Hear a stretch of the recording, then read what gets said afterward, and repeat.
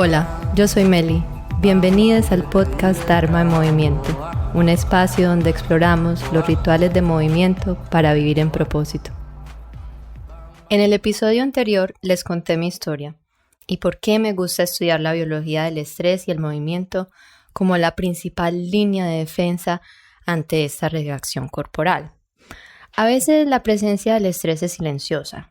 No somos conscientes de lo que está pasando en el cuerpo, a nivel hormonal y muchas cosas que tal vez estamos sintiendo y no entendemos lo que está pasando.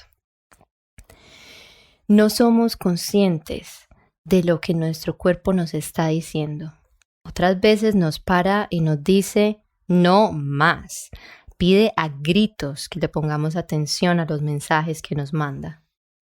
Antes de que explotara la crisis de salud mental que tuve, que les conté en el episodio anterior, y el estado frenético en que me puso, mi cuerpo me mandó muchas señales. La principal, no dormí por 12 días. No comía, estaba deshidratada, me dolía terriblemente la cabeza y cada célula de mi cuerpo. Había vomitado varias veces y perdón, yo sé que soy muy mórbida, pero eso es así. Y varias partes de mi cara estaban adormecidas. La verdad es que yo no la sentía. Mi cuerpo entero estaba en alerta roja, pero yo no lo entendía porque estaba absolutamente desconectada, simplemente por ir persiguiendo el ideal de productividad de nuestro mundo de hoy. No sabía ni siquiera apreciar unos meses de descanso que tenía. Tenía que demostrar que yo era digna y que valía la pena el mudarme a Nueva York. Eventualmente mi cuerpo me paró y cuando salí de la crisis me tocó empezar a reconstruir mi rango de tolerancia de estrés, incluso en las tareas más simples como bañarme, porque me daba demasiado miedo bañarme, yo sé, y suena cochino, pero es la verdad. Me daba miedo caerme y morirme, o incluso me moría de la ansiedad cuando alguien me preguntaba que yo qué hacía. Y yo no tenía mucho que decir, no tenía trabajo. Y según el imaginario de donde estamos en nuestra sociedad, ese trabajo es lo que nos define. Siempre nos preguntan, ¿y de dónde eres? ¿Y qué haces? Y yo soy colombiana y dejémoslo ahí. El estrés es la respuesta del cuerpo ante una amenaza percibida, sea aparente o real. Es la preparación del cuerpo para responder ante una situación de peligro. El cerebro límbico detiene todas las actividades que pueden esperar, como la digestión, la reparación, la menstruación, y para concentrar la atención y la energía en atacar, huir o congelarse como último recurso. Todos tenemos una tolerancia al estrés.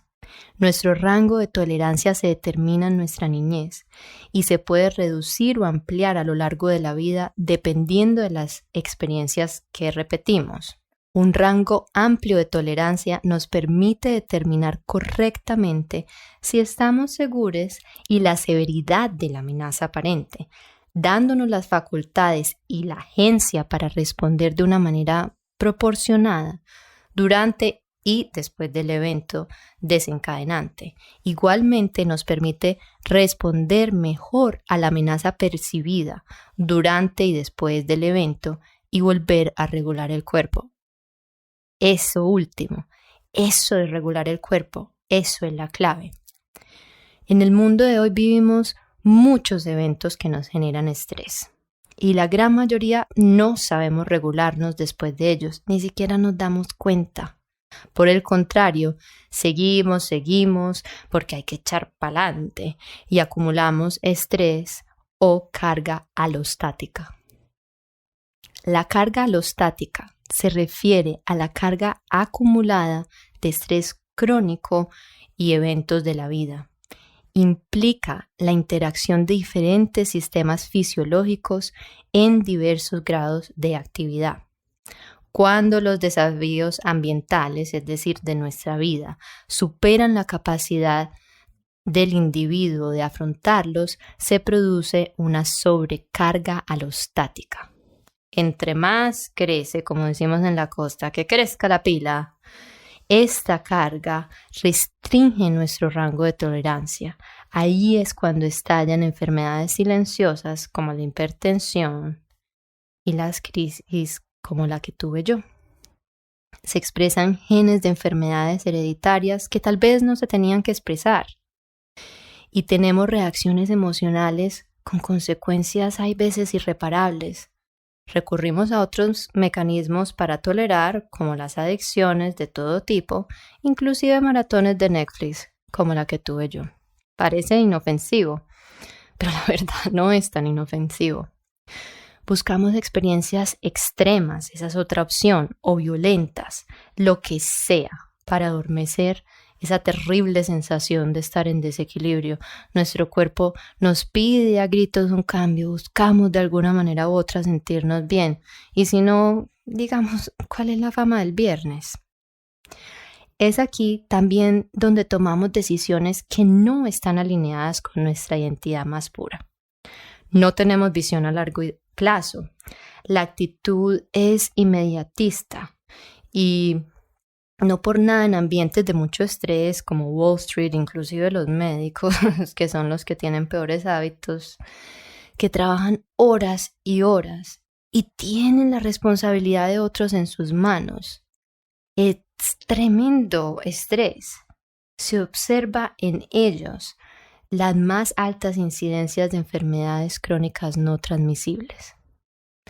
Ustedes se han visto videos de Animal Planet o National Geographic donde muestran un animal cazando a otro.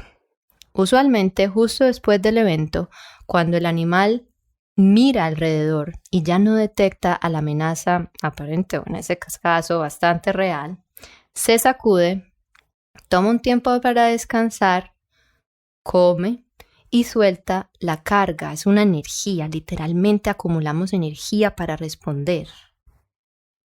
Los animales tienen una conexión constante con sus cuerpos. Ellos sí saben qué es estar en presencia. Y no hay que ir muy lejos. A Chuli no le gusta que la carguen o la abracen. Si yo la cargo, todo su lenguaje corporal cambia. Y cuando la bajo, se sacude, suelta eso y se aleja un rato para terminar de regularse. A nosotros, por el contrario, nos enseñan que hay que seguir empujando y a minimizar todo lo que nos pasa, inclusive en el mundo espiritual. Nos enseñan bypass espiritual, suéltalo, deja ir y nadie se permite sentir. Ahí sí les digo yo que Ricarena se la sabía todo. Sacúdelo, que tiene arena, es literal, hay que sacudirlo. ¿Han notado que si una persona está triste o les cuenta algo que percibe como estresante, le causa ansiedad o no se siente valorada? La respuesta de la mayoría es decirle que mire lo positivo, que eso no vale la pena, que hay que seguir adelante, que hay que pasar página. Y eso no está mal, en general. El problema es que no nos permitimos sentir lo que hay que sentir y hacemos bypass emocional.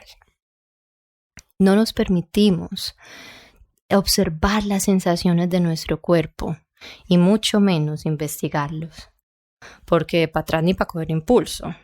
Tan es así que antes de la pandemia se veía como un acto de heroísmo ir al trabajo a estudiar así uno fuera con la bolsa de suero y con la cara llena de mocos. Y sí, yo sé que yo soy así un poco muy real en esos temas de fluidos corporales, pero es así. A largo plazo, esto desregula el funcionamiento de nuestro sistema nervioso. Siempre estamos en alerta, a la defensiva y listos para atacar. El cuerpo no tiene el tiempo para dedicar a sus actividades de digestión, de reparación. Ahí es donde vienen esos problemas del colon tan famosos y eso es que estoy hinchada o estreñimientos tan comunes, la infertilidad, enfermedades extrañas que aparecen supuestamente de la nada, migrañas, dolores crónicos inexplicables y otra vez que crezca la pila. Eso por el lado físico. Perdemos capacidad además de desempeño laboral y nuestras relaciones sufren tremendamente al estar en estados reactivos y de defensa todo el tiempo. Esto actúa como un ciclo vicioso y además como una espiral en descenso. No es que solamente nos quedamos ahí en el mismo estado, sino que vamos para abajo y para abajo. Bajo este contexto, el estrés suena como el peor enemigo de la humanidad. Perfecta herramienta de mercadeo a propósito. ¿Qué cantidad de cosas nos venden bajo el discurso del desestrés?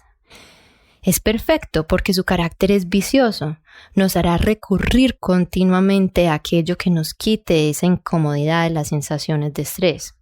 Por años, yo lo vi como mi gran enemigo, el culpable a atacar.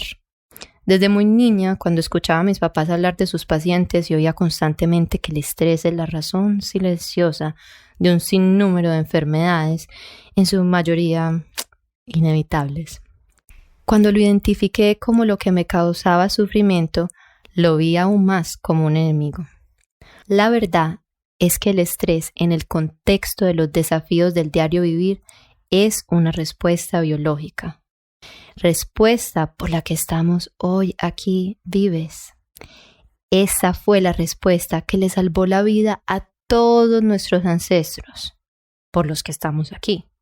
La diferencia es que la constante estimulación y la velocidad de nuestro mundo no nos ha permitido adaptar y proporcionar la magnitud de la respuesta de estrés a los retos como una reunión de trabajo, una entrevista, planear un matrimonio, un correo, llegar a tiempo a una cita. Antes teníamos tiempo para procesar, soltar, mirar alrededor, sacudirnos, como decía Ricarena, y escuchar al cuerpo. No teníamos el bombardeo de información que tenemos hoy, ni había miles de campañas publicitarias diciéndonos que si compramos ya esto, vamos a tener ese apreciado objeto, vamos a tener esa posibilidad de cambiar nuestras vidas.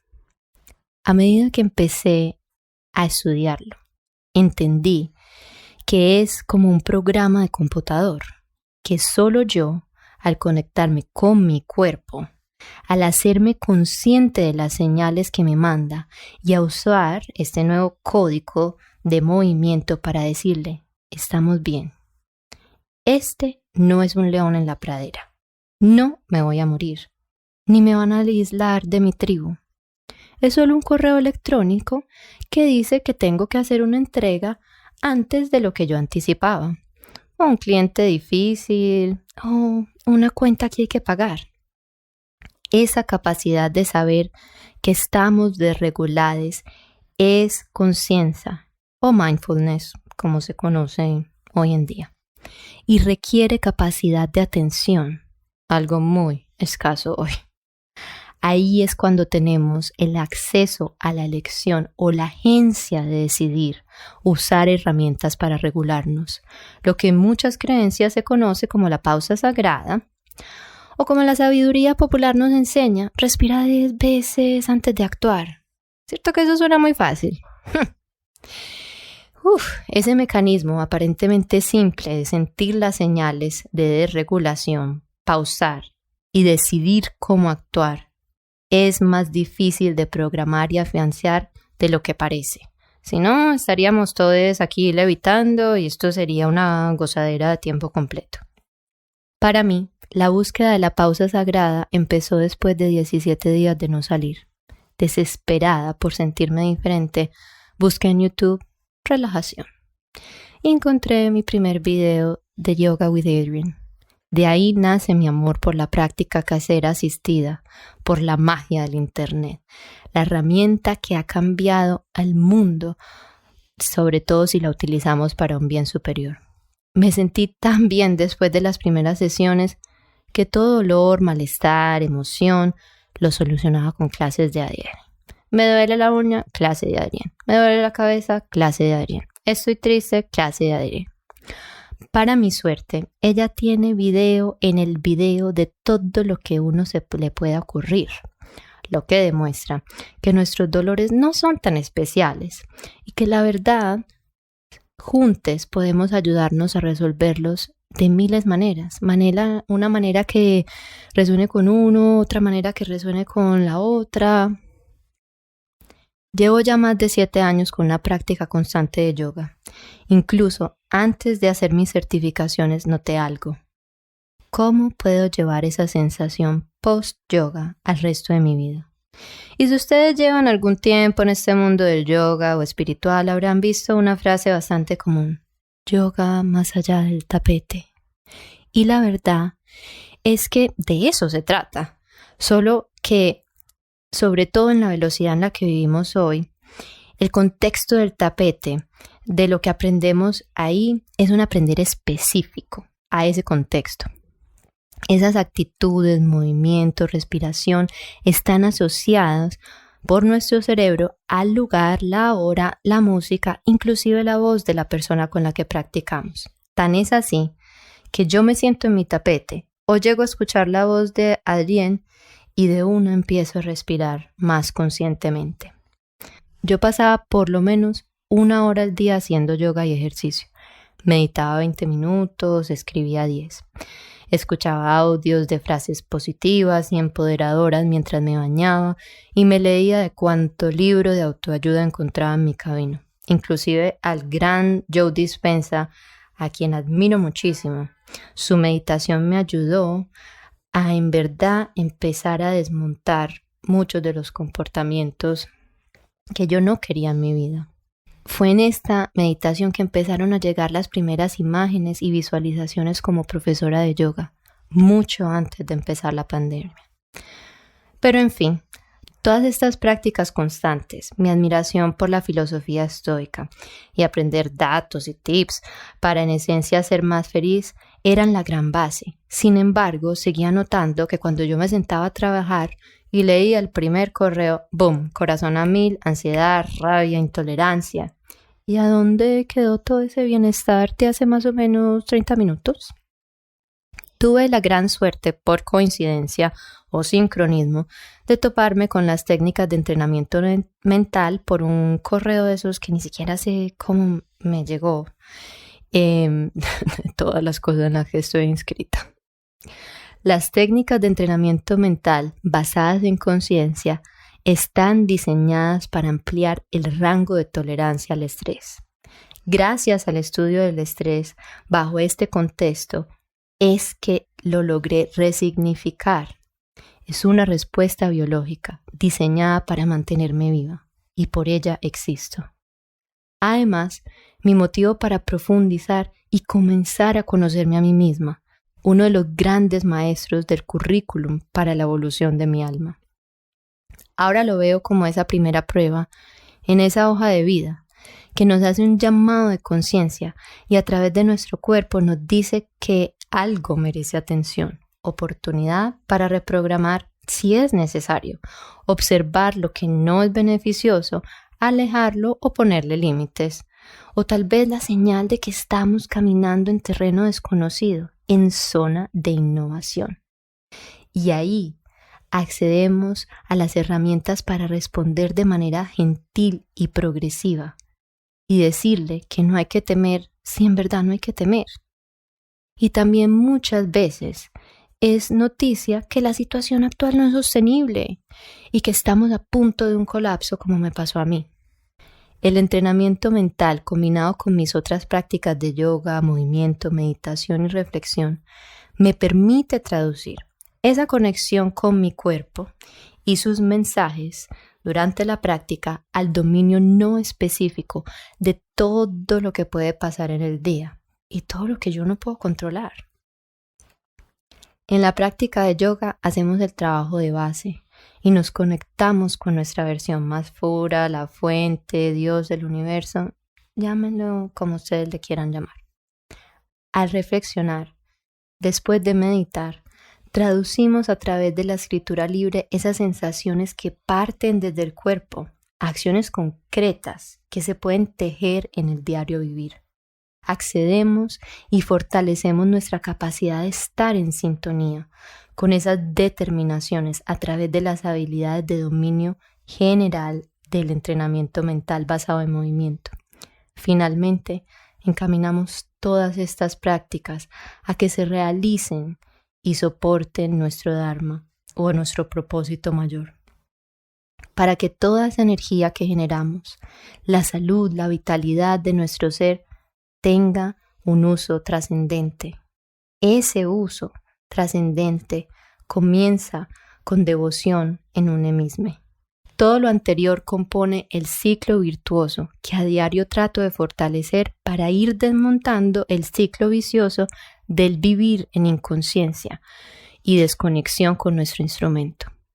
Tal vez les suene que esto tiene que tomar mucho tiempo y se empiece a activar su respuesta de estrés porque ¿dónde voy a sacar tiempo para todo lo que esta niña está diciendo? Y la respuesta es no.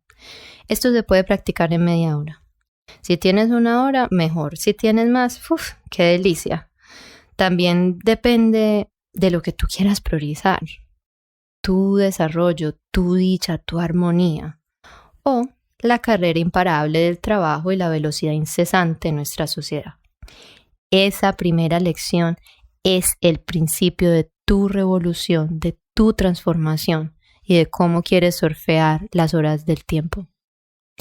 Mi invitación es que entres en este taller de movimiento, sea escuchando este podcast, asistiendo a mis talleres, clases, sesiones, o que busques a quien resuene contigo para ayudarte con tu cóctel de prácticas, como le digo yo, en las proporciones que funcionen para ti donde estás hoy. Lo importante es que te decidas. Las fuentes, los medios ya vendrán y cambiarán a medida que tú vas profundizando. Y si te animas a experimentar conmigo, yo me sentiría muy honrada y feliz, pero ante todo, habré cumplido mi objetivo si te animas a hacerlo, sea en este espacio o con quien más te inspire a ti. Gracias por escuchar. Te agradezco si puedes compartir este podcast con alguien a quien le pueda servir. Si tienes alguna pregunta, me puedes escribir o mandarme un DM por Instagram. Satnam.